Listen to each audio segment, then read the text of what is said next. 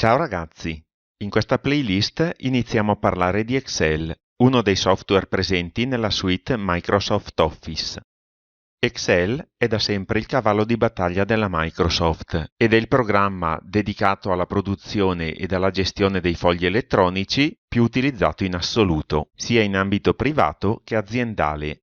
Permette di inserire dati in tabelle, di eseguire calcoli di vario genere, di utilizzare formule matematiche e logiche, di inserire funzioni predefinite, ve ne sono infatti più di 450, e di creare grafici, consentendo all'utente di raccogliere, ordinare, elaborare e presentare i dati in maniera professionale. La trattazione inizierà dalle nozioni di base e toccherà tutti gli argomenti che è necessario conoscere per poter affrontare e superare l'esame MOS Excel base.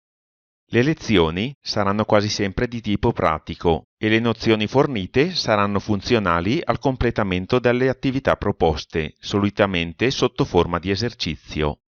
La trattazione di argomenti più complessi, quali ad esempio l'utilizzo delle funzioni avanzate di Excel, la creazione di grafici dinamici, la gestione dei database, le tabelle pivot, le macro ed il linguaggio VBA e l'utilizzo di Excel a supporto della matematica, sarà oggetto di alcune playlist successive.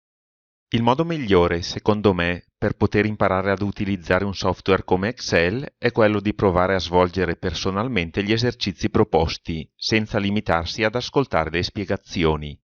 Vi invito inoltre a trovare situazioni di vostro interesse in cui applicare le nozioni apprese ed a sperimentare le potenzialità del programma procedendo eventualmente anche per tentativi, sbagliando ed imparando dai vostri errori.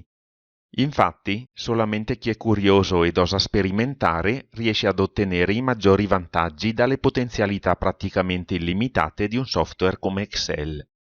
Per ora vi auguro una buona visione e vi do appuntamento al prossimo tutorial in cui inizieremo a parlare della creazione e della gestione di cartelle e di fogli di lavoro. Vi aspetto! Ciao!